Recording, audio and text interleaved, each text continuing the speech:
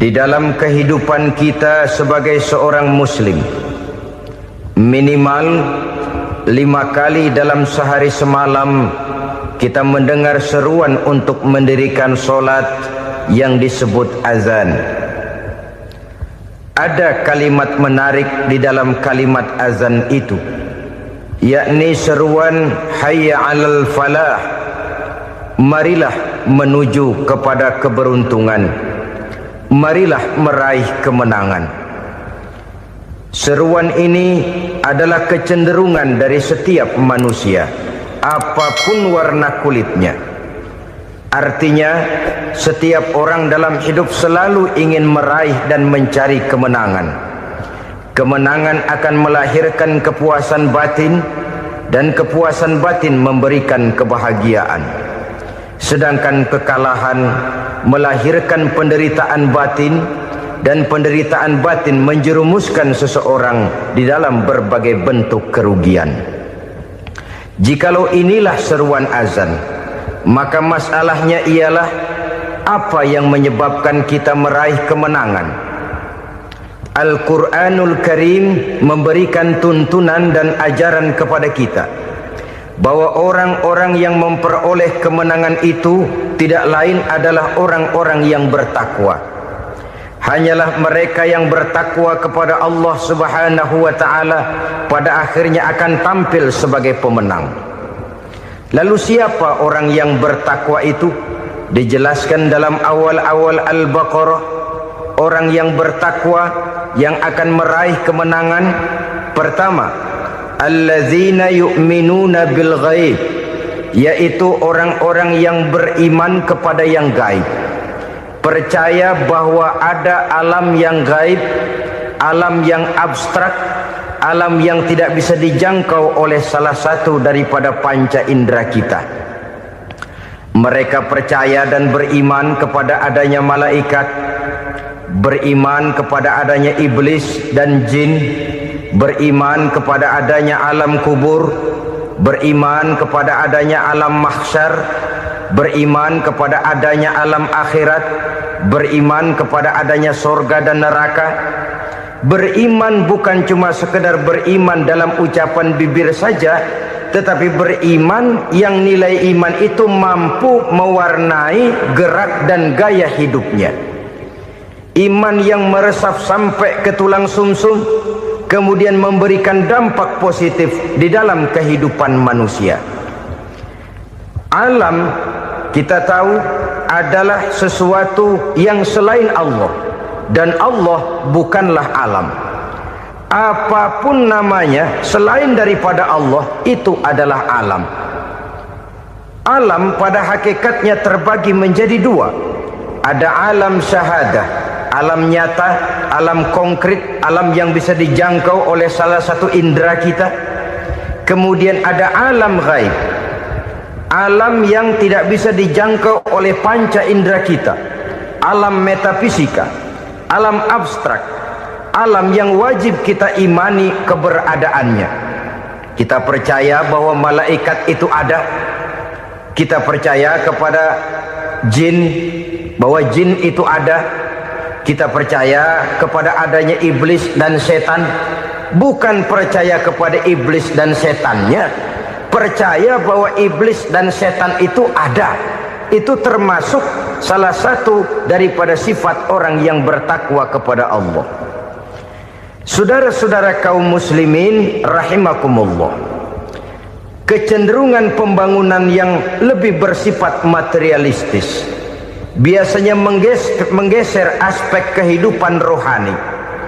Orang berpikir empiri, dan dalam pola pikir yang demikian, maka alam gaib tidak lagi mendapat perhatian. Aspek kehidupan yang bersifat rohaniah malah mulai ditinggalkan. Akibatnya terjadilah kepincangan di dalam kehidupan kita. Pernah ada satu pengalaman pribadi dalam perjalanan kembali ke tanah air. Dalam pesawat di sebelah kanan saya duduklah seorang Jerman namanya Heiner Simonsen. Iseng saya ajak kenalan, saya ajak ngobrol, saya tanya dia. Saya bilang, Mas Henner ini. Kalau pesawat yang kita tumpangi ini jatuh ke bawah, kira-kira apa yang bakal terjadi, Mas? Dia bilang, kita semua akan mati. Begitu? Ya. Oke. Apa itu mati? Tanya saya. Dia bilang, untuk tahu apa itu mati, kita harus tahu lebih dahulu apa itu hidup. Saya pikir nih bule bisa ngomong juga. Baiklah kata saya. Apa hidup menurut Anda itu? Oh, hidup itu dia bilang, kalau seluruh anggota badan kita bekerja secara normal, paru-paru memompa darah secara normal, jantung berdetak secara normal, sel-sel tubuh bekerja secara fit, dan organisme tubuh hanya mau bekerja secara normal, dia bilang, kalau kita memberi makan yang cukup, menu yang teratur, dan gizi yang lengkap. Saya bilang, kesimpulannya apa, Ner? Dia jawab, hidup adalah dari tangan ke mulut. Life is from the hand to the mouth, kata dia. Hidup adalah dari tangan ke mulut. Jadi masalah hidup tidak lebih daripada masalah isi perut. Orang pergi pagi, pulang sore, peras keringat, banting tulang, perut yang dibelain. Saya bilang, you are wrong. Sampean salah, Ner. Kamu orang Islam bukan? Bukan. Pantas. Kenapa saya salah? Dia bilang, ya jelas salah. Salahnya di mana? Kamu ini manusia. Kalau hidup cuma dari tangan ke mulut, saya bilang, kambing di kampung saya juga begitu pikirannya, Ner. Itu kambing di kampung saya, asal perutnya kenyang, sudah hidup dia. Perkara besok bagaimana, lusa prospeknya macam mana, bulan depan ada apa, kambing nggak pernah mikir. Di kampung saya kambing juga pikirannya begitu. Kamu Kristen ya? Tadinya. Loh kok tadinya, lalu apa sekarang kamu ini? Dia bilang, sekarang saya netral. Saya tidak beragama, tapi saya percaya kepada Tuhan sebagai pencipta alam. Saya ingat benar dia bilang, I haven't any religious, but I believe to God as the creator of the world. Kenapa bisa netral begitu, Ner? Habis saya bingung katanya. Islam bilang Islam baik, Kristen bilang Kristen baik, Hindu Buddha bilang Hindu Buddha baik, semua agama baik. Saya netral sekalian, nggak beragama. Yang penting saya percaya kepada Tuhan. Saya bilang, Ner, kamu ini kayak orang mau beli celana, lalu bingung. Yang satu bilang Levi's bagus, yang satu bilang Blue Jean hebat, yang satu bilang Wool England hebat. Celana ini hebat, celana itu bagus, celana ini hebat, semua celana bagus, kamu bingung.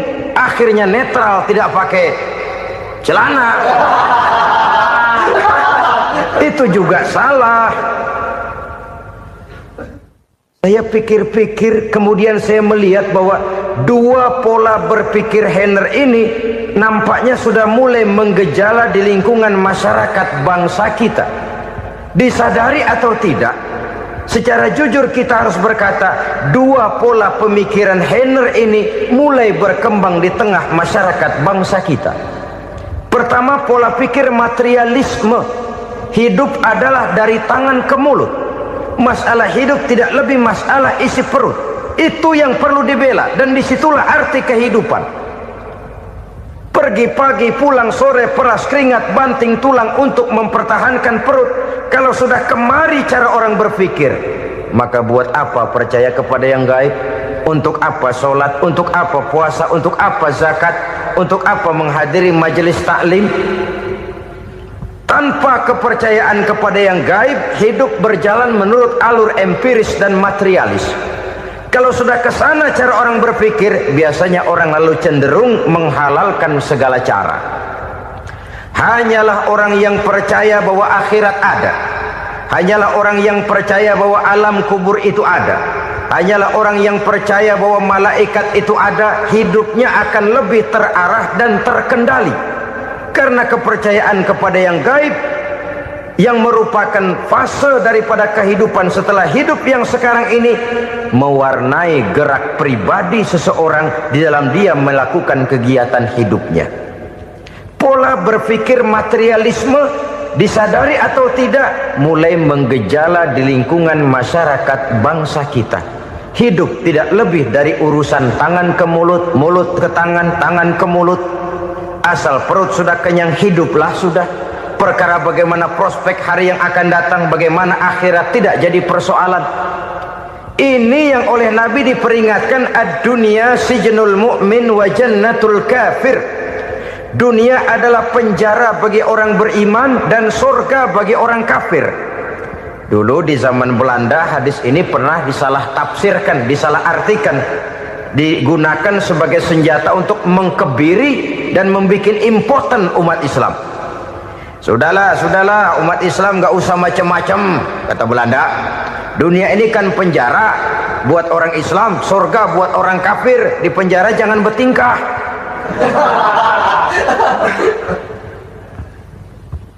Pengertiannya tidak begitu.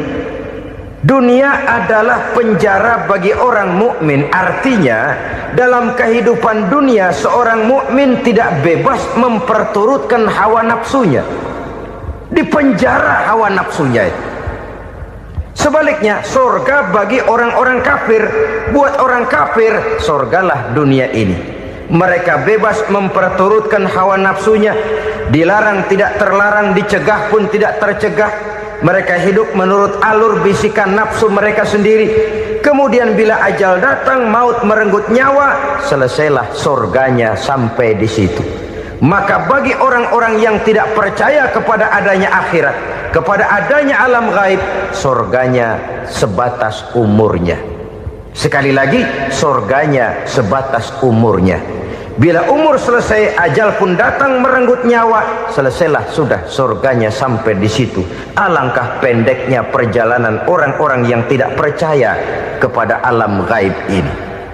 Bagi kita mukmin, jikalau kita mampu memenjarakan hawa nafsu, kita bisa bahagia di dunia ini. Dan Islam memang tidak menyuruh kita sengsara di dunia. Raih dunia, kejar dunia, gapai dunia sebagai alat untuk mencapai kebahagiaan di akhirat nanti. Hidup adalah satu perjalanan panjang yang terbentang sejak kita terlahir dari alam rahim sampai kepada alam akhirat nanti. Andai kata kita gagal meraih kebahagiaan di dunia, toh kita masih punya akhirat. Tapi jangan jadi dalil yang melemahkan semangat. Biarin dah kita di dunia kebelangsak, yang penting akhirat. Akhirnya dunia benar-benar kebelangsak. Bagaimana dunia ini bisa kita raih, dan bagaimana meraih dunia untuk menunjang kepentingan akhirat nanti. Yang kedua, dari pikiran Heiner yang saya lihat menggejala di lingkungan masyarakat bangsa kita, timbulnya manusia-manusia netral. Seolah-olah Tuhan yes, agama no. Sama Tuhan percaya, agama ogah. Tuhan ngangguk, giliran agama godeng. Padahal hampir dalam setiap ayat dalam Quran, kata-kata amanu biasanya bergandeng dengan wa amilus sholihat. Iman dan amal soleh. Ini sebagai isyarat Tuhan dan agama jangan pernah dipisah-pisah. Apabila kita bertuhan, maka kita harus beragama. Apabila kita beragama, maka agama itu harus bersumberkan dari Tuhan yang kita imani itu.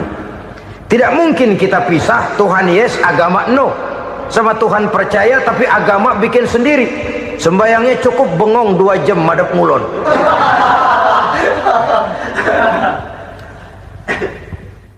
Saudara-saudara kaum muslimin rahimakumullah.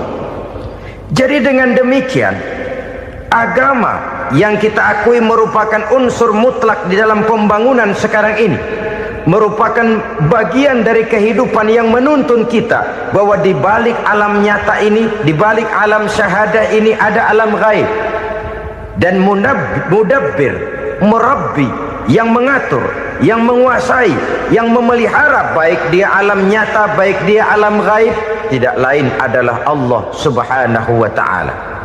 Di sana ada satu super power, satu maha kekuatan yang kita perlu bersandar kepadanya. Sebagai makhluk nyata yang hidup di alam nyata, berbuatlah secara nyata sebagaimana harusnya kita berbuat. Karena Islam jelas bukan agamanya orang pemalas. Islam jelas bukan agamanya orang yang mengajarkan setelah selesai sholat boleh duduk, nggelenggem ayam-ayam, ndelohom, menghitung bintang di langit sambil menunggu keajaiban. Tidak. Islam adalah agama yang mengajarkan apabila sholat sudah selesai kamu kerjakan, bertebaranlah di permukaan bumi, cari karunia Tuhanmu. Jangan hidup berpangku tangan menunggu keajaiban. Karena hidup bukan undian. Jangan berharap untung besar tanpa mau peras keringat. Tapi di sebalik itu toh kita juga harus yakin bahwa di sisi usaha nyata yang kita lakukan ada satu super power, satu maha kekuatan gaib yang menentukan berhasil dan tidaknya usaha kita. Kepercayaan kepada hal semacam inilah yang mendorong kita untuk mempunyai sandaran vertikal, agar jikalau usaha ini berhasil kita tidak lupa diri dan lupa daratan. Jikalau usaha ini gagal kita tidak putus asa dan buruk sangka, tidak cupik pandangan dan sempit hati, tapi mampu melihat persoalan dengan kacamata putih sambil husnuzon kepada Allah Subhanahu wa ta'ala. Kita percaya malaikat itu ada yang namanya raqib dan atid, mengawasi gerak hidup kita sampai kepada gerak hati kita. Ini memberikan sugesti agar kita berhati-hati, tidak sejengkal tanah pun kita bisa berlindung dari pengawasan raqib dan atid. Ada munkar nakir yang akan menyoal kita di alam kubur. Ada malaikat Malik, penjaga neraka. Ada malaikat Ridwan yang menjaga surga. Kita percaya kepada adanya jin, kita percaya kepada adanya setan, iblis. Percaya kepada adanya, bukan mempercayai si setan, si iblis lalu menjadikannya sebagai teman. Tidak. Percaya bahwa mereka itu ada dan merupakan makhluk Allah yang gaib yang diciptakan Allah Azza wa Jalla. Kepercayaan kepada alam gaib memberikan motivasi terhadap gerak lahir manusia, sehingga dengan motivasi kepercayaan kepada yang gaib, gerak lahir jadi lebih terarah, jadi lebih terpelihara. Pernah seseorang bertanya, "Pak, apakah adanya akhirat bisa dibuktikan secara ilmiah?" Saya bilang tidak bisa, tidak bisa. Kenapa? Karena yang berangkat nggak pernah pulang kembali lagi. Kalau dia pulang kemari bisa kita tanya bagaimana enak di sono. Cuma secara moral saya katakan, lebih beruntung orang yang percaya kepada akhirat daripada yang tidak. Sekarang saudara percaya akhirat ada, lalu saudara baik-baik di dunia, sholat, puasa, zakat, menolong orang lain, menebarkan kebajikan. Saudara mati, andai kata akhirat tidak ada, toh dalam hidup saudara sudah berbuat baik. Paling tidak nama saudara akan dikenang sebagai orang baik. Sebaliknya, saudara percaya, kata saya, bahwa akhirat tidak ada, lalu hidup semau-maunya, tenggelam dalam maksiat dan munkarat, menentang Allah, tidak mau ruku dan sujud. Lalu saudara mati, kemudian akhirat ada. Ayo, mau apa? Bekal tidak punya. Jadi secara moral lebih beruntung orang yang percaya kepada adanya akhirat daripada yang tidak percaya. Dan itu alam gaib yang tidak bisa dibuktikan secara eksat. Jangankan untuk membuktikan seperti itu, dalam kehidupan sehari-hari saja yang kita rasakan tidak selalu berbentuk toh. Angin, bagaimana sih bentuknya angin? Kita tidak tahu. Merah, buktinya kalau dikerok merah. Yang merah itu kulit, yang kulit kita bukan anginnya. Sakit, rasa sakit itu ada, tapi bagaimana bentuk sakit kita nggak pernah tahu. Kalau kita makan cabai pedas, bagaimana bentuk pedas itu tidak ada, tapi rasa ada. Bentuk pedas hijau, cabenya bukan pedasnya. Tidak semua yang kita rasakan bisa kita gambarkan dalam bentuk yang konkret. Oleh karena itu, sekali lagi bahwa kepercayaan kepada alam yang gaib mampu memberikan satu sugesti yang menata kehidupan seseorang lebih lurus, lebih terarah, dan lebih terkendali. Maka wajar kalau kepercayaan kepada yang gaib mengantarkan seseorang untuk meraih kemenangan. Kenapa? Dia percaya kepada yang gaib, bahwa akhirat ada, bahwa alam kubur ada, bahwa pertanggungan jawab itu ada. Maka dia lalu tidak hidup saenae udele dewe, itu loh.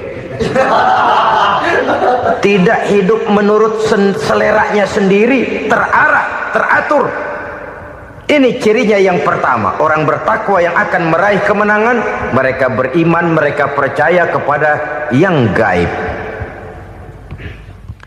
Bahkan hal-hal konkret saja selalu berangkat dari yang gaib. Saudara-saudara, para remaja, para pemuda sekarang ini tidak pernah tahu toh siapa yang akan jadi teman hidup saudara. Kita bisa saja ngerancang, mentargetkan, tapi toh akhirnya yang namanya jodoh bukan kekuasaan kita. Rezeki di luar kemampuan kita. Begitu juga ajal, maut, jodoh, ajal adalah contoh-contoh konkret bahwa pada akhirnya yang gaiblah yang menentukan. Bertahun-tahun ngelancong, emang jodoh seret nggak jadi.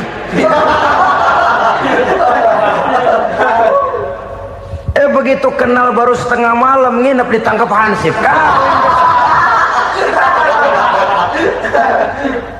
Hal-hal semacam itu kadang-kadang kita berpikir suuzon, gile, perempuannya cakep banget, lakinya rebek amat.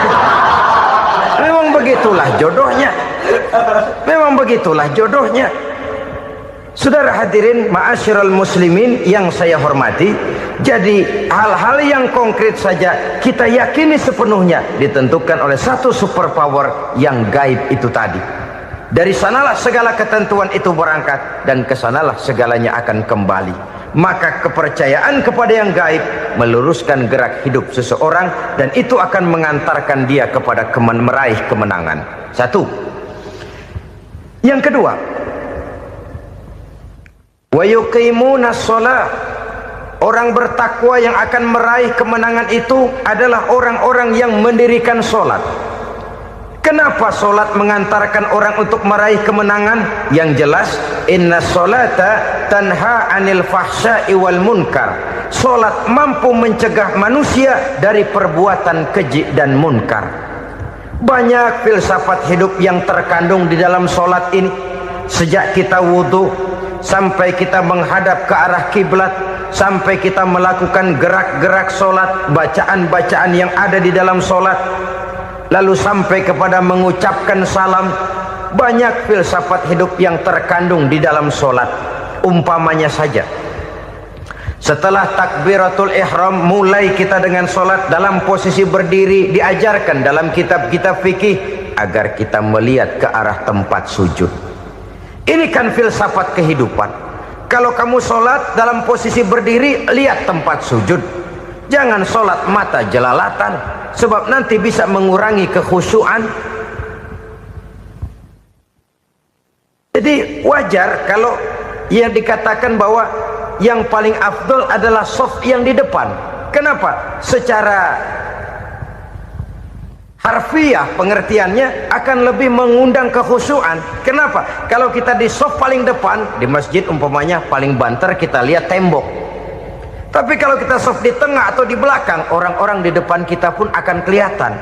Yang bajunya loreng, yang bajunya genggang, yang bajunya macam-macam. Kita lihat, kadang-kadang kita pikirin, ada yang bajunya bolong. Kita sholat tapi dalam hati, nih orang bajunya robek yang nggak tahu apa. Ada saja hal-hal yang mengusik kekhusyuan kita. Oleh sebab itu diajarkan dalam posisi berdiri, lihat, arahkan pandangan matamu kepada tempat sujud. Ini kan filsafat kehidupan. Maksudnya apa? Kalau lagi diri lihat dong tempat sujud. Kalau udah di atas ingat dong sama yang bawah. Kalau sudah tinggi, ingat dong dari mana kamu berangkat. Kalau sudah berkuasa, bantu dong yang lemah. Kalau sudah kaya, santuni dong yang miskin. Kalau sudah alim, bimbing dong yang awam. Ini filsafat kehidupan. Dalam posisi berdiri, kau lihat tempat sujud. Ini akan melahirkan kepekaan sosial, di mana seseorang mau tahu kepada orang lainnya. Bagaimanapun kaya kita, tinggi pangkat dan jabatan kita, jikalau hidup hanya untuk kepentingan perut sendiri saja, rasanya belum membawa manfaat di dalam kehidupan kita. Tapi efek yang tertinggi sesungguhnya, solat mencegah manusia dari perbuatan keji dan munkar. Perbuatan keji dan munkar, walaupun kelihatannya mendatangkan uang, membawa keuntungan, tapi itu keuntungan semu, keuntungan sementara. Dengan menipu orang lain kita bisa dapat untung, tapi tidak membawa berkah, dan itu adalah kerugian besar dalam kehidupan kita.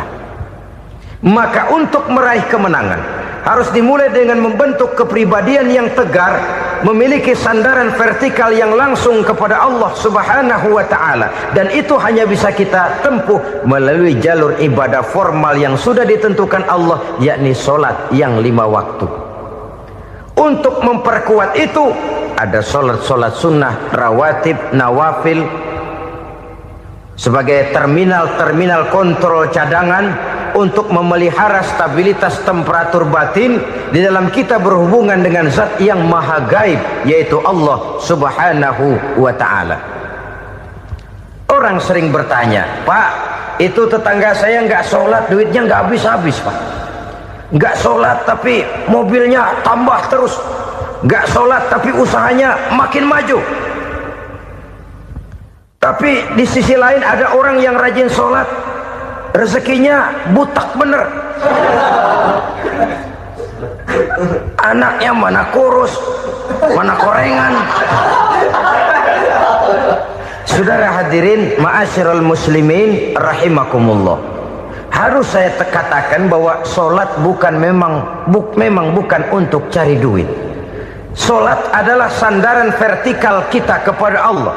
Sedangkan soal rezeki itu berkaitan dengan sifat Allah maha pengasih dan maha penyayang. Allah maha pengasih, siapapun dikasih kalau mau usaha. Allah maha penyayang, tidak semua orang disayang oleh Allah Azza wa Jalla. Dan belum tentu banyak harta itu merupakan nikmat. Mungkin juga istidraj. Artinya istidraj itu dikasih tapi diambulin, kalau bahasa Betawinya itu. Dikasih tapi diambulin, itu bukan merupakan nikmat sesungguhnya, lebih merupakan azab dari Allah Subhanahu wa ta'ala.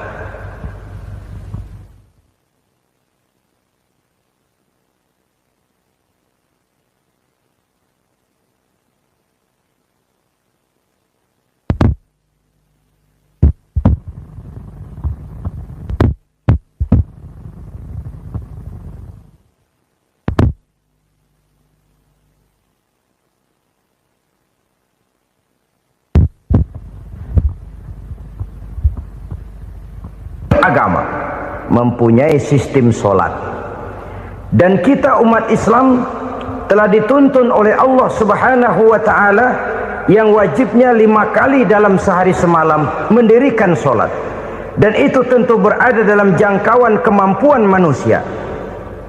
Pada awalnya barangkali kita memang merasa solat itu satu kewajiban, tapi semakin kita hayati makna, manfaat dan filsafat yang terkandung di dalam ajaran solat, semakin sampai kita kepada keyakinan bahwa solat adalah keperluan kita.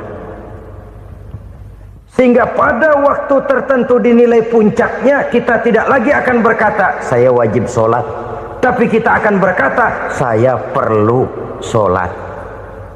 Kalau kita sudah merasakan itu adalah keperluan kita, nah di sanalah kita baru akan merasakan ruginya kalau hal itu tidak kita laksanakan.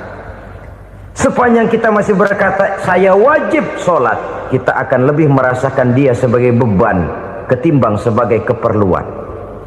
Yang jelas Allah tidak memerlukan ibadah yang kita laksanakan ini. Dengan kata lain, Andai kata satu dunia penuh ini orang tidak ada yang sholat satu pun, Allah tidak akan turun dari jabatan Tuhan. Jangan lalu berpikir kalau kita ngambek se-RW kagak sembahyang Tuhan tekor kali ini ya. Tentu tidak. Itu perlunya kita, bukan perlunya Allah. Dan pada induknya kita akan berkata, saya perlu agama.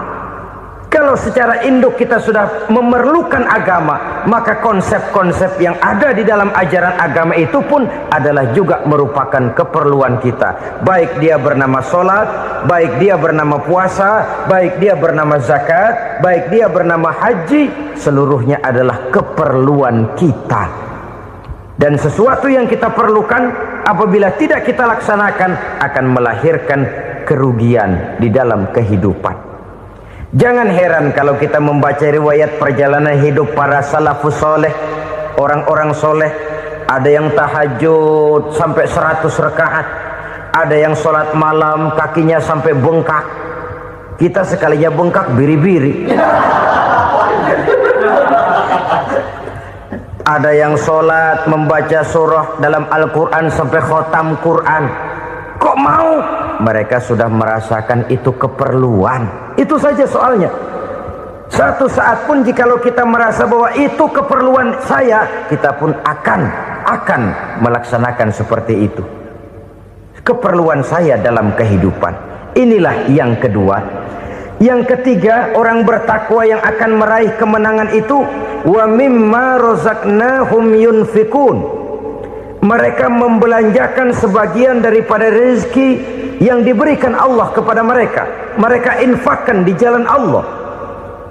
Ada satu dialog menarik. Satu hari seorang anak muda bertemu dengan seorang kakek-kakek yang sudah dikenalnya baik. Bertanyalah anak muda ini, "Kek, umur kakek berapa tahun?" 15 tahun, kata si kakek. "Anak kakek berapa orang?" 1. "Harta kakek berapa banyak?" 15 juta. Si anak muda ini bengong. Lalu protes, "Kok kakek bohongin saya?" "Kenapa?" "Saya tahu umur kakek 70 tahun. Kenapa ngaku 15? Saya tahu anak kakek 5. Kenapa bilang 1? Saya tahu kakek miliuner, miliaran uang kakek. Kenapa ngaku cuma 15 juta? Begini, kata si kakek tadi. Benar, umur saya 70 tahun. Tapi dari umur yang 70 tahun itu baru 15 tahun terakhir ini saya merasakan ibadah kepada Allah. Meninggalkan maksiat, jauh dari segala macam munkarat. Maka yang 15 tahun inilah yang benar-benar saya rasakan sebagai umur saya. Benar anak saya 5, tapi yang 4 susah diatur. Cuman 1 rasanya nih yang bakal jadi si buah hati belahan jantung pelanjut cerita penerus sejarah. Cuma 1 ini yang saya harapkan, yang akan jadi anak soleh, yang akan membuat saya menerima pensiunan pahala. Kalau yang 4 apek dah, nggak ada harapan. Yang 1 nyekek botol mulu. Oh begitu, iya. Lalu kenapa kakek bilang harta kakek cuma 15 juta padahal saya tahu kakek uangnya miliaran, depositonya banyak? Ya karena 15 juta itulah yang saya ingat yang pernah saya belanjakan di jalan Allah. Saya merasa itulah harta saya yang sebenarnya. Yang miliaran yang saya simpan di bank kelak kalau satu saat saya mati akan jadi rebutan di antara anak-anak saya. Iya kalau anak saya soleh kayak yang 1 ini. Kalau yang 4 tadi udah tulen dia bakal berantem dah berebut tuh. Jadi 15 juta yang saya belanjakan di jalan Allah inilah yang saya merasakan benar-benar harta saya yang sesungguhnya. Dialog ini patut menjadi bahan renungan kita bersama. Diberikan kita umur 40, 50, 60, 70, 80. Berapa tahun dari umur yang diberikan itu yang jalan mulus, yang kita gunakan untuk melaksanakan ibadah? Banyak harta kita simpan di bank, di lemari, di dompet, di tas. Tapi berapa yang sudah kita depositokan di jalan Allah yang akan menemani kita di hari kita kembali nanti? Maka orang bertakwa yang akan meraih kemenangan, wa mimma razaqnahum yunfikun, mereka membelanjakan sebagian dari rezeki yang diberikan Allah di jalan Allah subhanahu wa ta'ala. Ma'asyiral muslimin rahimakumullah, zahirnya memang kita memberikan kepada orang lain, tapi hakikatnya kita menyimpan untuk diri kita sendiri. Kita memberikan kepada yatim piatu 25.000, zahirnya kita memberikan si yatim, hakikatnya kan kita cuma nyimpan. Saya berikan, titip kepadamu, ini untuk saya di akhirat. Kau boleh belikan baju, kau boleh belikan untukmu makan, kau boleh bayarkan sekolahmu. Ini untuk saya. Hakikatnya kita nyumbang masjid 1 juta, zahirnya kita berikan kepada panitia masjid, tapi hakikatnya kan cuma titip 1 juta ya, untuk saya di alam kubur nanti. Silahkan kau boleh belikan semen, ini uang, belikan besi, belikan pasir. Saya cuma sekedar titip untuk kepentingan saya. Hakikatnya kita cuma sekedar menitip. Sebagaimanapun pada hakikatnya, apapun yang kita miliki dalam kehidupan kan cuma sekedar hak guna pakai, bukan hak milik mutlak. Harta kita, rumah kita, kendaraan kita, kebun kita, pabrik kita, hak guna pakai saja. Hak milik mutlak cuma untuk Allah subhanahu wa ta'ala. Saudara-saudara kaum muslimin rahimakumullah, ini yang ketiga.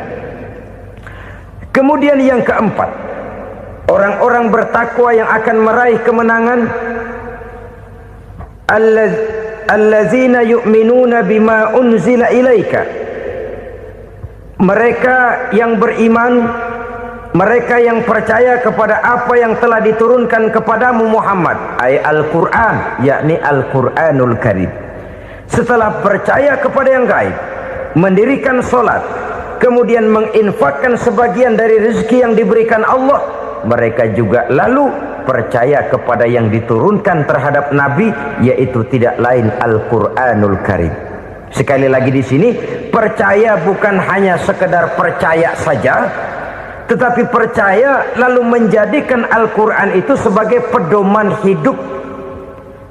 Sebab memang Al-Quran itu adalah GBHM, garis-garis besar haluan muslim. Apa yang harus kita lakukan, apa yang harus tidak kita lakukan, bagaimana mestinya kita bertingkah laku dan berbuat, seluruhnya tercantum di dalam Al-Quranul Karim. Itu sebabnya ketika satu hari Aisyah ditanya bagaimana akhlak Rasul, beliau menjawab, kana Rasulullah sallallahu alaihi wasallam khuluquhul Quran.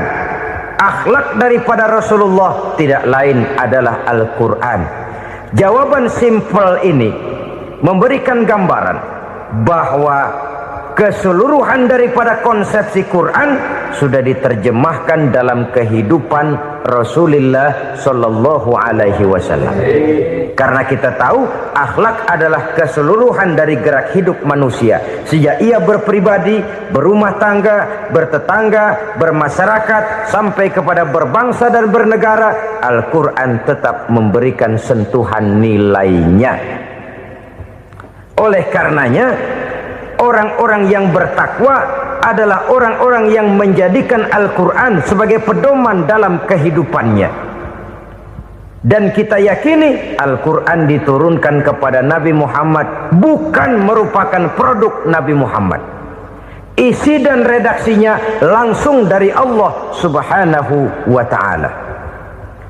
Kemudian cirinya yang kelima, orang bertakwa yang akan meraih kemenangan itu, wa ma unzila min qablika, tidak hanya sekedar percaya kepada yang diturunkan terhadap Nabi Muhammad yaitu Al-Quran, mereka juga percaya kepada apa yang pernah diturunkan kepada para nabi, kepada para rasul sebelum Nabi Muhammad. Percaya kepada adanya suhuf, percaya kepada adanya Taurat, percaya kepada adanya Injil, percaya bahwa Allah dahulunya sudah menurunkan Taurat kepada Musa, percaya bahwa Allah sudah menurunkan Injil kepada Isa, percaya Injil ada, Taurat ada, diturunkan Allah untuk Isa dan Musa, tetapi tidak wajib mengamalkannya karena kita sudah diberikan Al-Quranul Karim. Ini yang perlu saya garis bawahi. Kita percaya Allah telah menurunkan Injil dahulu kepada Isa. Kita percaya bahwa Allah telah menurunkan Taurat dahulunya kepada Nabi Musa. Kadang-kadang ini dijadikan dalih, dikacaukan pengertiannya. Quran saja mengajarkan bahwa orang yang bertakwa harus percaya kepada Injil, maka pakailah Injil. Apalagi kalau ayat sebelumnya ditilap, dihapus, dihilangkan, Injilnya yang ditekankan, maka akan terjadilah penekanan yang salah arah. Karena salah arah akhirnya bisa merusak dan menghancurkan akidah. Ketika Rasul suatu saat pernah ditanya orang, "Ya Rasul, bagaimana sikap kita sebagai muslim terhadap Injil yang ada sekarang?" Beliau menjawab, "La tukadzibuhu jami'an wa la tusaddiquhu jami'an." Jangan didustakan seluruhnya, jangan juga dibenarkan semuanya. Artinya, ini sudah merupakan gambaran dari Rasul bahwa dalam Injil yang ada sekarang masih ada ajaran-ajaran tauhid yang dibawa oleh Nabi Isa dan diajarkan kepada umatnya. Tapi juga dalam Injil yang sekarang ini sudah terkena intervensi dan investasi manusiawi.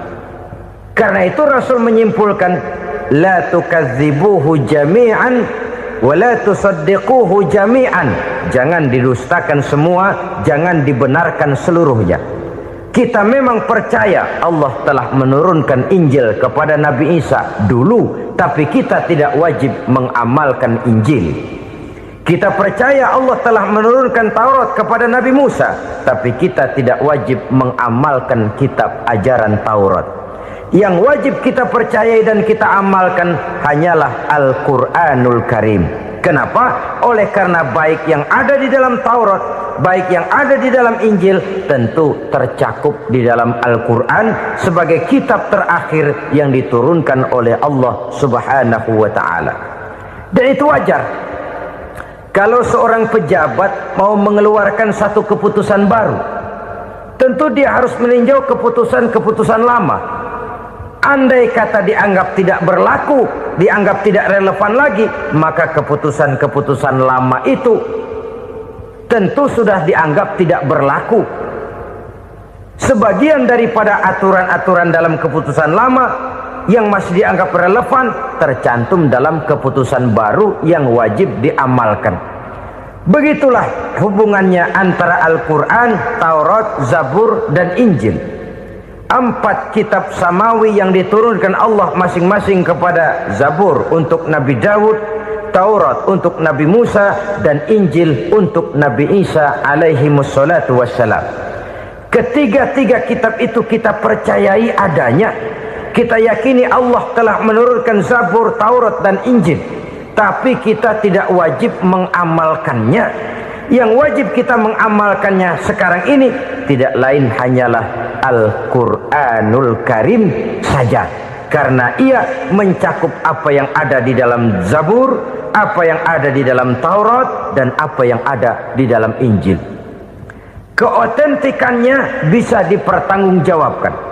Ya, tapi kan Nabi Muhammad sudah mati 14 abad yang lalu, dan di zaman beliau Al-Quran kan belum dikodifikasikan, belum ditulis. Bagaimana keotentikannya bisa dipertanggungjawabkan? Mudah saja. Allah berjanji, inna nahnu nazzalna dzikra wa inna lahu lahafizun. Kami yang menurunkan Al-Quran dan kami yang akan menjaga dan memeliharanya. Allah turunkan Quran, Allah menjaganya. Bagaimana cara Allah menjaga Al-Quran itu? Banyaknya orang-orang yang hafaz Al-Quran. Hafaz Al-Quran 30 juz, 114 surah, 6.666 ayat. Sehingga jangankan satu kata, jangankan satu ayat, satu kalimat saja berubah sudah akan timbul reaksi dan mudah dimengerti. Kenapa? banyak orang-orang yang hafaz Al-Quran. Sedangkan pada setiap akhir tahun biasanya malaikat Jibril selalu mengadakan checking terhadap ayat-ayat yang diturunkan pada waktu itu. Di zaman Nabi sendiri sudah ada usaha kodifikasi. Dan yang lebih luar biasa lagi, sampai hari ini tidak seorang pun mampu membuat satu ayat saja semacam Al-Quran. Ke bahasa manapun dia diterjemahkan, naskah aslinya tetap ikut, rujukan dasarnya tetap ada. Berdasarkan itu, maka tidak mungkin terjadi penyelewengan terhadap atau pemalsuan terhadap ayat-ayat Al-Quranul Karim. Kesuciannya, keotentikannya, kemurniannya bisa dipertanggungjawabkan. Ma'asyiral muslimin rahimakumullah. Oleh karenanya, konsepsi dasar daripada ajaran Islam ini memang tidak lain adalah Al-Quran dan Sunnah. Isi daripada agama Islam yang merupakan iman, Islam dan ihsan, konsepsi dasarnya tidak lain adalah Al-Quran dan Sunnah Rasulullah Sallallahu Alaihi Wasallam. Maka yang kita perlukan sekarang ini adalah terjemahan Al-Quran di dalam kehidupan kita. Dengan demikian, maka gaya kehidupan yang lebih Qurani itulah yang kita dambakan. Kita perlu memang terjemahan Quran dalam bahasa Inggris, dalam bahasa Belanda, dalam bahasa Jepang, tapi yang lebih kita perlukan adalah terjemahan Quran di dalam kehidupan kita. Konsekuen, tidak memanipulasi, ringan sama kita jinjing, berat sama kita pikul. Jangan kalau lempengan ayat Quran tuh kira-kira enak diamalin, keras teriakan kita. Giliran kira-kira ayat Quran itu mukul kepala kita sendiri, diam kita. Itu ciri yang pernah disindir Allah dalam awal-awal Baqarah juga. Ciri beragamanya orang yang munafik. Kullama adha'a lahum masyawfih, kata Allah. Wa iza azlama alaihim qamu. Apabila terang mereka jalan, apabila gelap mereka berhenti. Artinya, kalau kira-kira di Islam nguntungin, rame-rame pada teriak Islam. Tapi ketika diminta untuk berjuang, ketika dituntut untuk berkorban, rame-rame mengundurkan diri. Nasib agama tidak ubahnya seperti daun pisang yang dikait orang di tepi jalan lantaran tak berpayung di ketika hari hujan. Manakala hujan usailah sudah, daun itu pun dicampakkan di tepi jalan, diinjak pula orang nan lalu. Artinya, orang menjadikan agama cuma sebagai lipstick, decoration only, tidak konsekuen. Hanya pada saat-saat kelihatannya Islam membawa keuntungan, rame-rame orang teriak-teriak tentang Islam. Tapi jikalau diminta berjuang, jikalau dituntut untuk berkorban, biasanya rame-rame juga mengundurkan diri. Jangan heran kalau mayoritas hitungan kita, tapi minoritas peranan kita. Kuantitas kita dalam jumlah, tapi dalam kualitas kita lebih sering jadi penonton daripada jadi pemain. Padahal itu sangat tidak boleh terjadi. Umat Islam di Indonesia harus bangkit. Umat Islam di Indonesia harus sadar akan keberadaannya. Tidak boleh hanya jadi penonton berpangku tangan. Karena memang agama kita juga mengajarkan untuk konsekuen di dalam menjabarkan ajaran-ajaran daripada agama kita. Kita sering jatuh menjadi umat yang lemah oleh karena kita ini tidak pandai menggalang kebersamaan yang diakibatkan tidak konsekuennya kita. Diistilahkan bahwa umat Islam di dalam menggalang kebersamaannya itu harus seperti orang main sepak bola. Saudara-saudara kan tahu orang main sepak bola itu. Orang main sepak bola, kalau pertandingan belum dimulai sih silakan saja kumpul di luar lapangan, atur strategi yang baik. Tapi kalau pertandingan sudah dimulai, turun ke lapangan hijau, jangan kumpul terus. Ada sepak bola gotong royong, mundur-mundur rame-rame, depan ke depan kumpul melulu mainnya. Kalah. Orang main sepak bola itu ya harus ada penyerang tengah, harus ada penjaga gawang, harus ada strikernya, harus ada kiri luarnya, kanan dalamnya yang jadi backnya. Posisi boleh bermacam-macam, tapi yang penting saling ngoper untuk menggolkan gawang lawan. Begitulah umat Islam ini.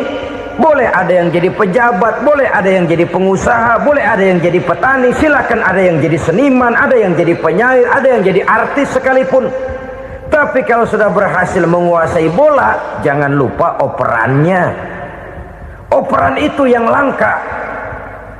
Kita ini muslim kadang-kadang kalau sudah memegang menguasai bola, kalau belum mau mampus, belum mau ngoper. Nanti kalau sudah nggak punya bola, baru mau ngoper.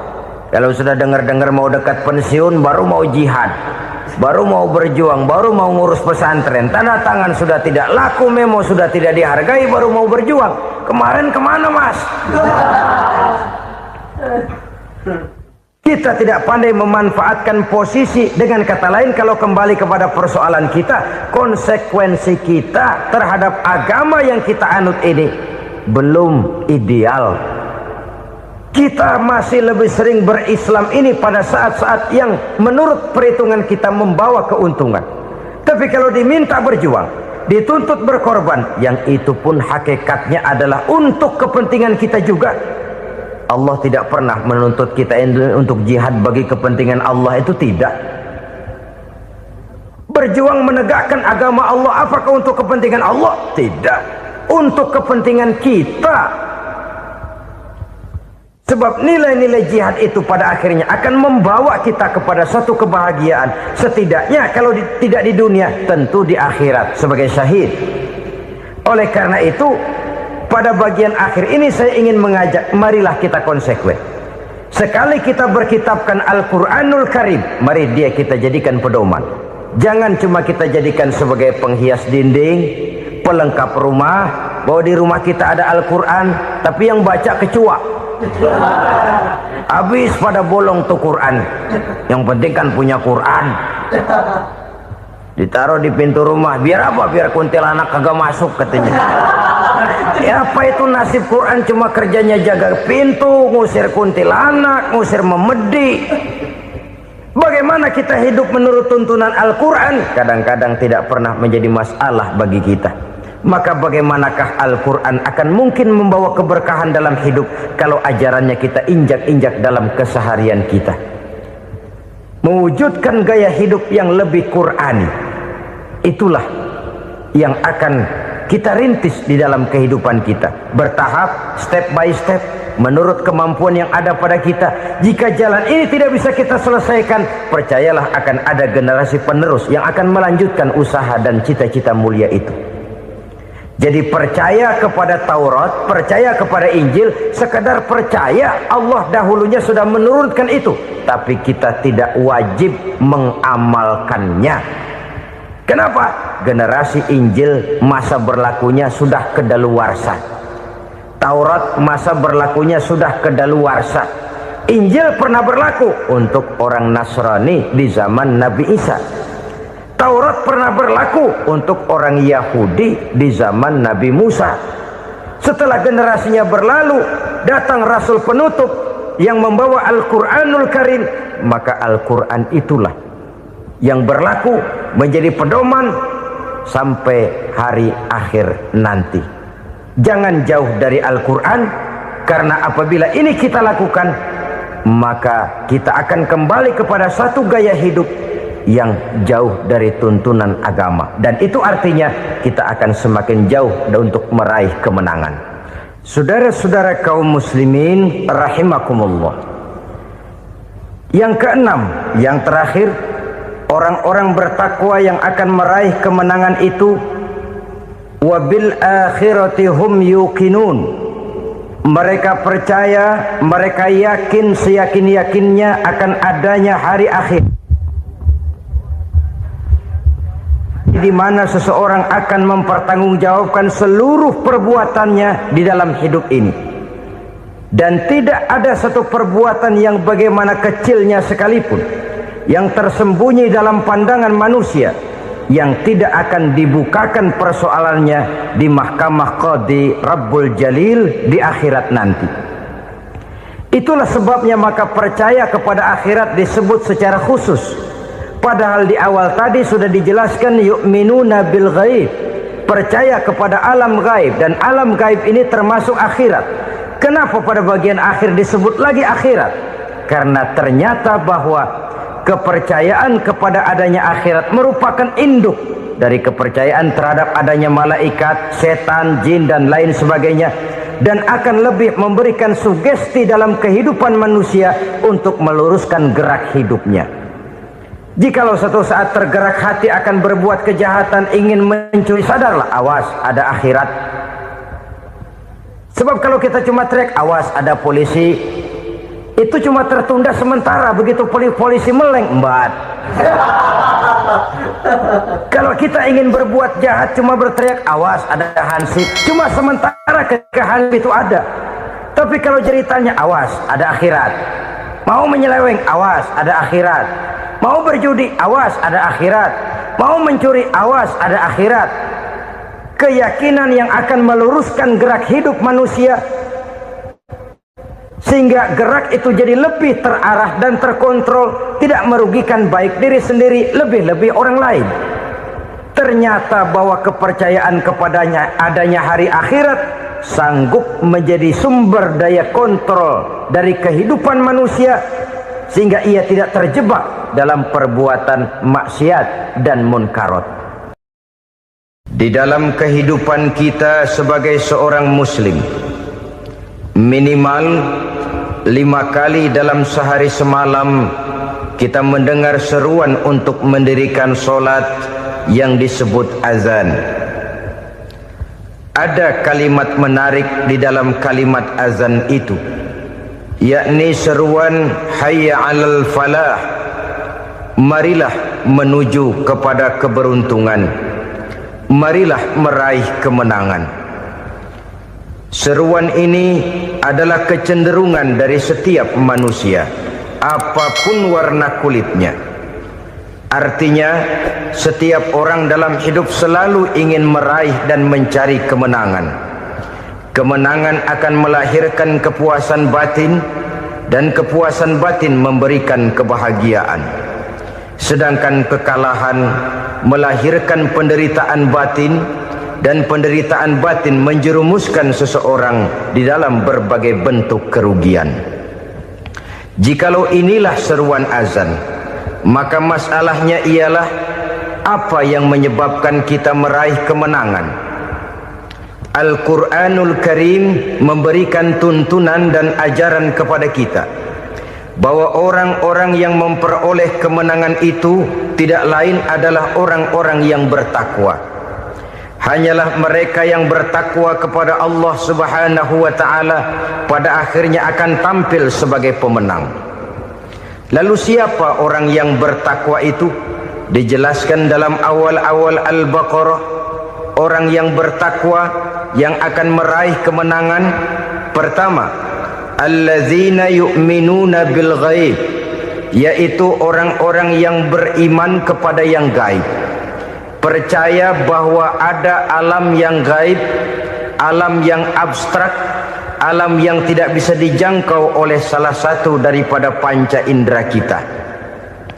Mereka percaya dan beriman kepada adanya malaikat, beriman kepada adanya iblis dan jin, beriman kepada adanya alam kubur, beriman kepada adanya alam mahsyar, beriman kepada adanya alam akhirat, beriman kepada adanya sorga dan neraka. Beriman bukan cuma sekedar beriman dalam ucapan bibir saja, tetapi beriman yang nilai iman itu mampu mewarnai gerak dan gaya hidupnya. Iman yang meresap sampai ke tulang sumsum, kemudian memberikan dampak positif di dalam kehidupan manusia. Alam, kita tahu, adalah sesuatu yang selain Allah, dan Allah bukanlah alam. Apapun namanya selain daripada Allah, itu adalah alam. Alam pada hakikatnya terbagi menjadi dua. Ada alam syahadah, alam nyata, alam konkret, alam yang bisa dijangkau oleh salah satu indera kita. Kemudian ada alam gaib. alam yang tidak bisa dijangkau oleh panca indera kita, alam metafisika, alam abstrak, alam yang wajib kita imani keberadaannya. Kita percaya bahwa malaikat itu ada, kita percaya kepada jin, bahwa jin itu ada, kita percaya kepada adanya iblis dan setan. Bukan percaya kepada iblis dan setannya, percaya bahwa iblis dan setan itu ada. Itu termasuk salah satu daripada sifat orang yang bertakwa kepada Allah. Saudara-saudara kaum muslimin rahimakumullah, kecenderungan pembangunan yang lebih bersifat materialistis biasanya menggeser aspek kehidupan rohani. Orang berpikir empiri, dan dalam pola pikir yang demikian maka alam gaib tidak lagi mendapat perhatian. Aspek kehidupan yang bersifat rohaniah malah mulai ditinggalkan. Akibatnya terjadilah kepincangan di dalam kehidupan kita. Pernah ada satu pengalaman pribadi dalam perjalanan kembali ke tanah air. Dalam pesawat di sebelah kanan saya duduklah seorang Jerman namanya Heiner Simonsen. Iseng saya ajak kenalan, saya ajak ngobrol, saya tanya dia. Saya bilang, Mas Heiner ini, kalau pesawat yang kita tumpangi ini jatuh ke bawah, kira-kira apa yang bakal terjadi, Mas? Dia bilang, kita semua akan mati. Begitu? Iya. Oke. Apa itu mati? Tanya saya. Dia bilang, untuk tahu apa itu mati, kita harus tahu lebih dahulu apa itu hidup. Saya pikir nih bule bisa ngomong juga. Baiklah kata saya. Apa hidup menurut Anda itu? Oh, hidup itu dia bilang, kalau seluruh anggota badan kita bekerja secara normal, paru-paru memompa darah secara normal, jantung berdetak secara normal, sel-sel tubuh bekerja secara fit, dan organisme tubuh hanya mau bekerja secara normal, dia bilang, kalau kita memberi makan yang cukup, menu yang teratur, dan gizi yang lengkap. Saya bilang, kesimpulannya apa, Ner? Dia jawab, hidup adalah dari tangan ke mulut. Life is from the hand to the mouth, kata dia. Hidup adalah dari tangan ke mulut. Jadi masalah hidup tidak lebih daripada masalah isi perut. Orang pergi pagi, pulang sore, peras keringat, banting tulang, perut yang dibelain. Saya bilang, you are wrong. Sampean salah, Ner. Kamu orang Islam bukan? Bukan. Pantas. Kenapa saya salah? Dia bilang, ya jelas salah. Salahnya di mana? Kamu ini manusia. Kalau hidup cuma dari tangan ke mulut, saya bilang, kambing di kampung saya juga begitu pikirannya, Ner. Itu kambing di kampung saya, asal perutnya kenyang, sudah hidup dia. Perkara besok bagaimana, lusa prospeknya macam mana, bulan depan ada apa, kambing nggak pernah mikir. Di kampung saya kambing juga pikirannya begitu. Kamu Kristen ya? Tadinya. Loh kok tadinya, lalu apa sekarang kamu ini? Dia bilang, sekarang saya netral.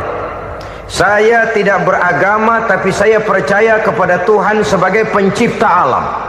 Saya ingat benar dia bilang, I haven't any religious, but I believe to God as the creator of the world. Kenapa bisa netral begitu, Ner? Habis saya bingung katanya. Islam bilang Islam baik, Kristen bilang Kristen baik, Hindu Buddha bilang Hindu Buddha baik, semua agama baik. Saya netral sekalian, nggak beragama. Yang penting saya percaya kepada Tuhan. Saya bilang, Ner, kamu ini kayak orang mau beli celana, lalu bingung. Yang satu bilang Levi's bagus, yang satu bilang Blue Jean hebat, yang satu bilang Wool England hebat. Celana ini hebat, celana itu bagus, celana ini hebat, semua celana bagus, kamu bingung. Akhirnya netral, tidak pakai celana. Itu itu juga salah. Saya pikir-pikir, kemudian saya melihat bahwa dua pola berpikir Henner ini nampaknya sudah mulai menggejala di lingkungan masyarakat bangsa kita. Disadari atau tidak, secara jujur kita harus berkata, dua pola pemikiran Henner ini mulai berkembang di tengah masyarakat bangsa kita. Pertama, pola pikir materialisme. Hidup adalah dari tangan ke mulut. Masalah hidup tidak lebih masalah isi perut. Itu yang perlu dibela, dan disitulah arti kehidupan. Pergi pagi, pulang sore, peras keringat, banting tulang untuk mempertahankan perut. Kalau sudah kemari cara orang berpikir, maka buat apa percaya kepada yang gaib? Untuk apa sholat? Untuk apa puasa? Untuk apa zakat? Untuk apa menghadiri majelis taklim? Tanpa kepercayaan kepada yang gaib, hidup berjalan menurut alur empiris dan materialis. Kalau sudah ke sana cara orang berpikir, biasanya orang lalu cenderung menghalalkan segala cara. Hanyalah orang yang percaya bahwa akhirat ada. Hanyalah orang yang percaya bahwa alam kubur itu ada. Hanyalah orang yang percaya bahwa malaikat itu ada, hidupnya akan lebih terarah dan terkendali. Karena kepercayaan kepada yang gaib, yang merupakan fase daripada kehidupan setelah hidup yang sekarang ini, mewarnai gerak pribadi seseorang di dalam dia melakukan kegiatan hidupnya. Pola berpikir materialisme, disadari atau tidak, mulai menggejala di lingkungan masyarakat bangsa kita. Hidup tidak lebih dari urusan tangan ke mulut, mulut ke tangan, tangan ke mulut. Asal perut sudah kenyang, hiduplah sudah. Perkara bagaimana prospek hari yang akan datang, bagaimana akhirat, tidak jadi persoalan. Ini yang oleh Nabi diperingatkan, ad-dunya sijnul mu'min wa jannatul kafir. Dunia adalah penjara bagi orang beriman dan surga bagi orang kafir. Dulu di zaman Belanda hadis ini pernah disalah tafsirkan, disalah artikan, digunakan sebagai senjata untuk mengkebiri dan membuat impoten umat Islam. Sudahlah umat Islam gak usah macam-macam, kata Belanda. Dunia ini kan penjara buat orang Islam, surga buat orang kafir. Di penjara jangan bertingkah.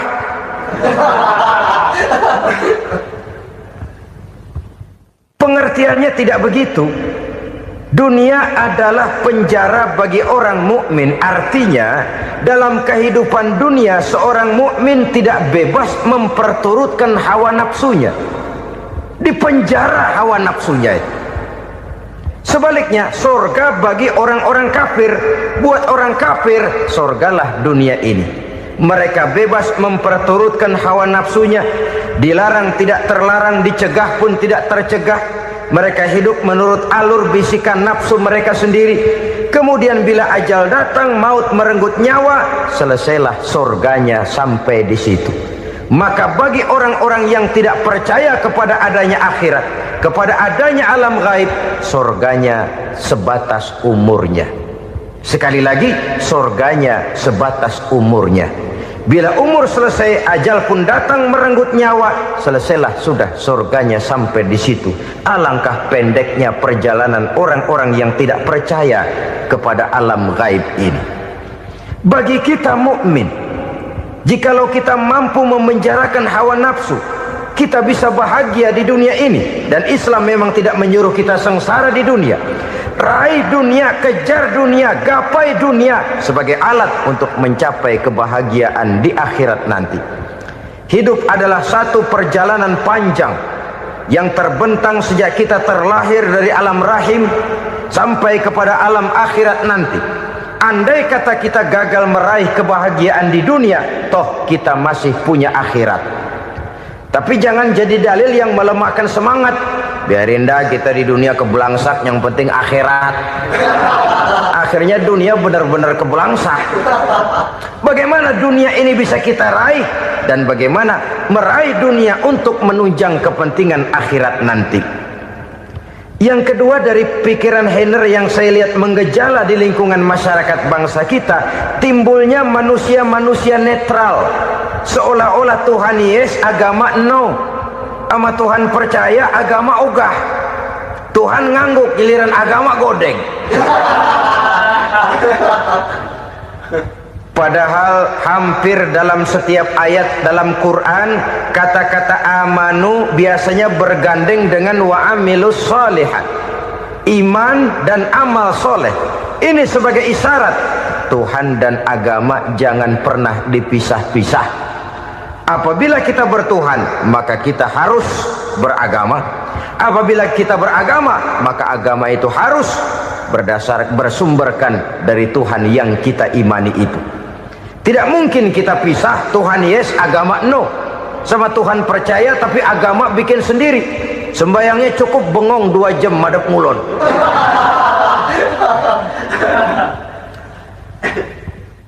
Saudara-saudara kaum muslimin rahimakumullah.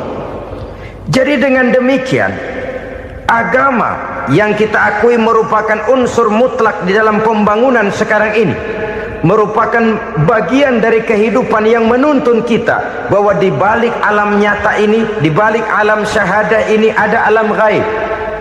Dan mudabbir, murabbi, yang mengatur, yang menguasai, yang memelihara baik dia alam nyata, baik dia alam gaib, tidak lain adalah Allah Subhanahu wa taala. Di sana ada satu super power, satu maha kekuatan yang kita perlu bersandar kepadanya. Sebagai makhluk nyata yang hidup di alam nyata, berbuatlah secara nyata sebagaimana harusnya kita berbuat. Karena Islam jelas bukan agamanya orang pemalas. Islam jelas bukan agamanya orang yang mengajarkan setelah selesai sholat boleh duduk, nggelenggem ayam-ayam, ndelohom, menghitung bintang di langit sambil menunggu keajaiban. Tidak.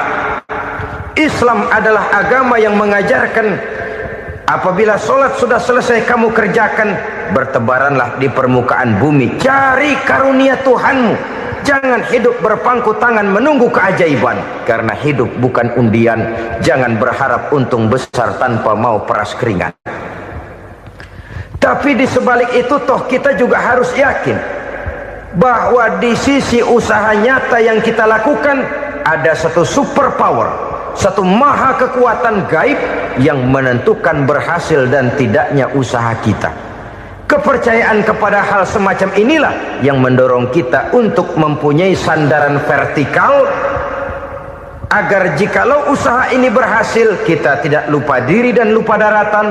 Jikalau usaha ini gagal, kita tidak putus asa dan buruk sangka, tidak cupik pandangan dan sempit hati, tapi mampu melihat persoalan dengan kacamata putih sambil husnuzon kepada Allah Subhanahu wa ta'ala. Kita percaya malaikat itu ada yang namanya raqib dan atid, mengawasi gerak hidup kita sampai kepada gerak hati kita.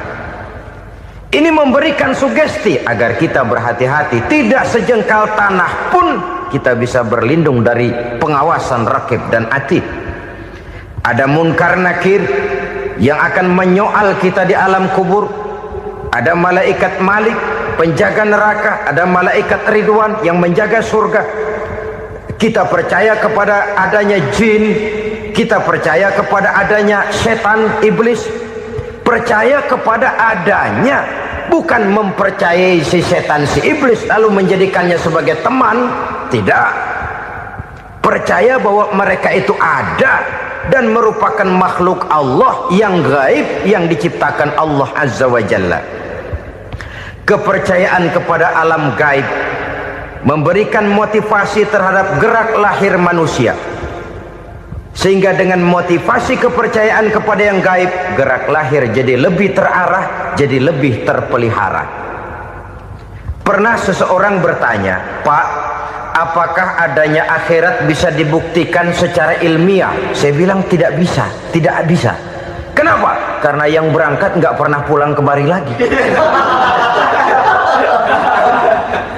Kalau dia pulang kemari bisa kita tanya bagaimana enak di sono. Cuma secara moral saya katakan, lebih beruntung orang yang percaya kepada akhirat daripada yang tidak. Sekarang saudara percaya akhirat ada, lalu saudara baik-baik di dunia, sholat, puasa, zakat, menolong orang lain, menebarkan kebajikan. saudara mati. Andai kata akhirat tidak ada, toh dalam hidup saudara sudah berbuat baik, paling tidak nama saudara akan dikenang sebagai orang baik. Sebaliknya, saudara percaya, kata saya, bahwa akhirat tidak ada, lalu hidup semau-maunya, tenggelam dalam maksiat dan munkarat, menentang Allah, tidak mau ruku dan sujud. Lalu saudara mati, kemudian akhirat ada. Ayo, mau apa? Bekal tidak punya. Jadi secara moral lebih beruntung orang yang percaya kepada adanya akhirat daripada yang tidak percaya. Dan itu alam gaib yang tidak bisa dibuktikan secara eksat. Jangankan untuk membuktikan seperti itu, dalam kehidupan sehari-hari saja yang kita rasakan tidak selalu berbentuk toh. Angin, bagaimana sih bentuknya angin? Kita tidak tahu. Merah, buktinya kalau dikerok merah. Yang merah itu kulit, yang kulit kita bukan anginnya. Sakit, rasa sakit itu ada, tapi bagaimana bentuk sakit kita nggak pernah tahu. Kalau kita makan cabai pedas, bagaimana bentuk pedas itu tidak ada, tapi rasa ada. Bentuk pedas hijau, cabenya bukan pedasnya. Tidak semua yang kita rasakan bisa kita gambarkan dalam bentuk yang konkret. Oleh karena itu, sekali lagi bahwa kepercayaan kepada alam yang gaib mampu memberikan satu sugesti yang menata kehidupan seseorang lebih lurus, lebih terarah, dan lebih terkendali. Maka wajar kalau kepercayaan kepada yang gaib mengantarkan seseorang untuk meraih kemenangan. Kenapa? Dia percaya kepada yang gaib, bahwa akhirat ada, bahwa alam kubur ada, bahwa pertanggungan jawab itu ada. Maka dia lalu tidak hidup saenae udele dewe, itu loh. Tidak hidup menurut seleranya sendiri, terarah, teratur. Ini cirinya yang pertama. Orang bertakwa yang akan meraih kemenangan, mereka beriman, mereka percaya kepada yang gaib. Bahkan hal-hal konkret saja selalu berangkat dari yang gaib. Saudara-saudara, para remaja, para pemuda sekarang ini tidak pernah tahu toh siapa yang akan jadi teman hidup saudara. Kita bisa saja ngerancang, mentargetkan, tapi toh akhirnya yang namanya jodoh bukan kekuasaan kita. Rezeki di luar kemampuan kita. Begitu juga ajal. Maut, jodoh, ajal adalah contoh-contoh konkret bahwa pada akhirnya yang gaiblah yang menentukan. Bertahun-tahun ngelancong, emang jodoh seret, nggak jadi.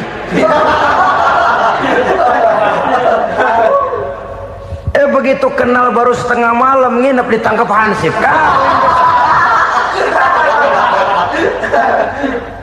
Hal-hal semacam itu kadang-kadang kita berpikir suuzon, gilet, perempuannya cakep banget, lakinya rebek amat. Memang begitulah jodohnya. Memang begitulah jodohnya. Saudara hadirin ma'asyiral muslimin yang saya hormati, jadi hal-hal yang konkret saja kita yakini sepenuhnya ditentukan oleh satu superpower yang gaib itu tadi. Dari sanalah segala ketentuan itu berangkat dan kesanalah segalanya akan kembali. Maka kepercayaan kepada yang gaib meluruskan gerak hidup seseorang dan itu akan mengantarkan dia kepada meraih kemenangan. Satu. Yang kedua, wa yuqimuna shalah. Orang bertakwa yang akan meraih kemenangan itu adalah orang-orang yang mendirikan sholat. Kenapa sholat mengantarkan orang untuk meraih kemenangan? Yang jelas, inna sholata tanha anil fahsya'i wal munkar. Sholat mampu mencegah manusia dari perbuatan keji dan munkar. Banyak filsafat hidup yang terkandung di dalam sholat ini. Sejak kita wudhu sampai kita menghadap ke arah kiblat, sampai kita melakukan gerak-gerak sholat, bacaan-bacaan yang ada di dalam sholat, lalu sampai kepada mengucapkan salam. Banyak filsafat hidup yang terkandung di dalam sholat. Umpamanya saja, Setelah takbiratul ihram, mulai kita dengan solat dalam posisi berdiri. Diajarkan dalam kitab-kitab fikih agar kita melihat ke arah tempat sujud. Ini kan filsafat kehidupan. Kalau kamu solat dalam posisi berdiri, lihat tempat sujud. Jangan solat mata jelalatan, sebab nanti bisa mengurangi kekhusyuan. Jadi wajar kalau yang dikatakan bahwa yang paling afdol adalah shaf yang di depan. Kenapa? Secara harfiah pengertiannya akan lebih mengundang kekhusyuan. Kenapa? Kalau kita di shaf paling depan di masjid umpamanya paling banter, kita lihat tembok. Tapi kalau kita shaf di tengah atau di belakang, orang-orang di depan kita pun akan kelihatan.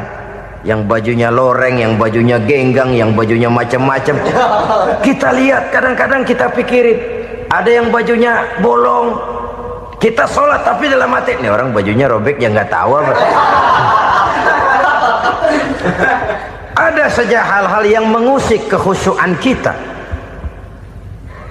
Oleh sebab itu diajarkan dalam posisi berdiri, lihat, arahkan pandangan matamu kepada tempat sujud. Ini kan filsafat kehidupan. Maksudnya apa? Kalau lagi diri, lihat dong tempat sujud. Kalau udah di atas, ingat dong sama yang bawah. Kalau sudah tinggi, ingat dong dari mana kamu berangkat. Kalau sudah berkuasa, bantu dong yang lemah. Kalau sudah kaya, santuni dong yang miskin. Kalau sudah alim, bimbing dong yang awam. Ini filsafat kehidupan. Dalam posisi berdiri, kau lihat tempat sujud. Ini akan melahirkan kepekaan sosial, di mana seseorang mau tahu kepada orang lainnya. Bagaimanapun kaya kita, tinggi pangkat dan jabatan kita, jikalau hidup hanya untuk kepentingan perut sendiri saja, rasanya belum membawa manfaat di dalam kehidupan kita. Tapi efek yang tertinggi sesungguhnya, solat mencegah manusia dari perbuatan keji dan munkar. Perbuatan keji dan munkar, walaupun kelihatannya mendatangkan uang, membawa keuntungan, tapi itu keuntungan semu, keuntungan sementara. Dengan menipu orang lain kita bisa dapat untung, tapi tidak membawa berkah. Dan itu adalah kerugian besar dalam kehidupan kita. Maka untuk meraih kemenangan, harus dimulai dengan membentuk kepribadian yang tegar, memiliki sandaran vertikal yang langsung kepada Allah Subhanahu wa ta'ala. Dan itu hanya bisa kita tempuh melalui jalur ibadah formal yang sudah ditentukan Allah, yakni solat yang 5 waktu. Untuk memperkuat itu, ada solat-solat sunnah, rawatib, nawafil, sebagai terminal-terminal kontrol cadangan untuk memelihara stabilitas temperatur batin di dalam kita berhubungan dengan zat yang maha gaib, yaitu Allah Subhanahu wa ta'ala. Orang sering bertanya, Pak, itu tetangga saya nggak sholat, duitnya nggak habis-habis, Pak. Nggak sholat tapi mobilnya tambah terus. Nggak sholat tapi usahanya makin maju. Tapi di sisi lain ada orang yang rajin sholat, rezekinya butak bener. Anaknya mana kurus, mana korengan. Saudara hadirin ma'asyiral muslimin rahimakumullah, harus saya katakan bahwa solat memang bukan untuk cari duit. Solat adalah sandaran vertikal kita kepada Allah. Sedangkan soal rezeki itu berkaitan dengan sifat Allah maha pengasih dan maha penyayang. Allah maha pengasih, siapapun dikasih kalau mau usaha. Allah maha penyayang, tidak semua orang disayang oleh Allah Azza wa Jalla. Dan belum tentu banyak harta itu merupakan nikmat. Mungkin juga istidraj. Artinya istidraj itu dikasih tapi diambulin, kalau bahasa Betawinya itu.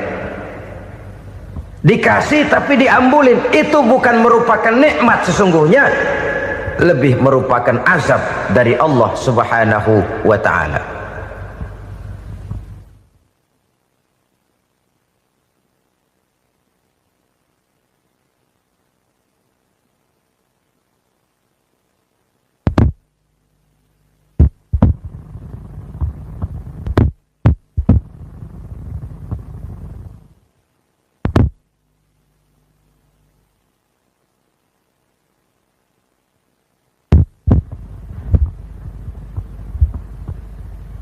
agama, mempunyai sistem solat.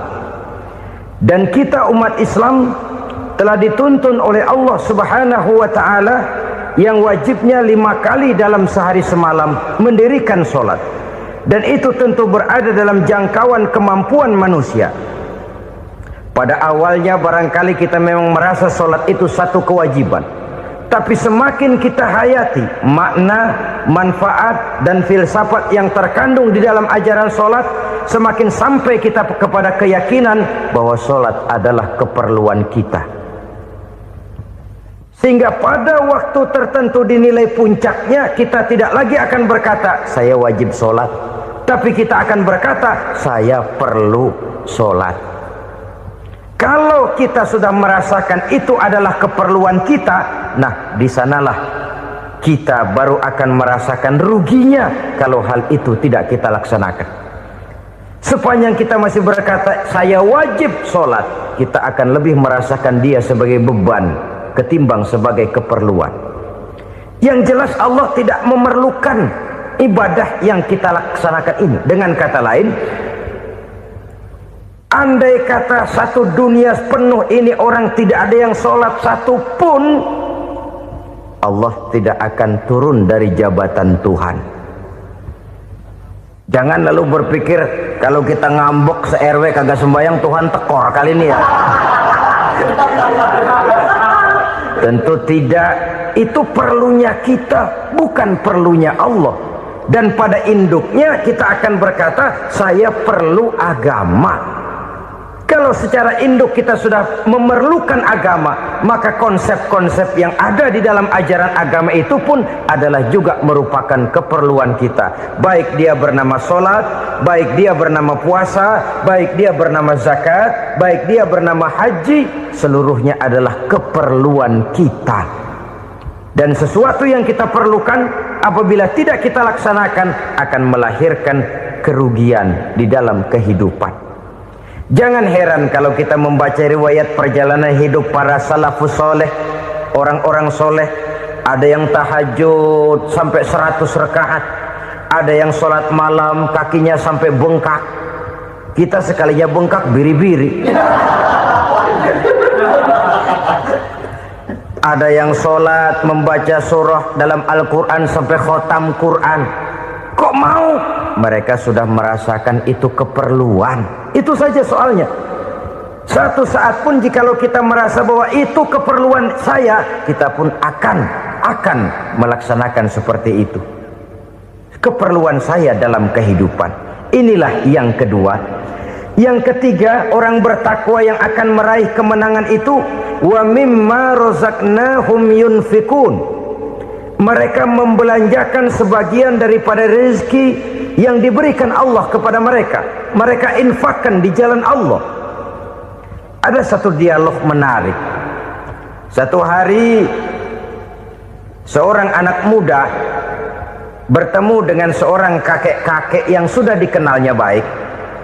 Bertanyalah anak muda ini, "Kek, umur kakek berapa tahun?" 15 tahun, kata si kakek.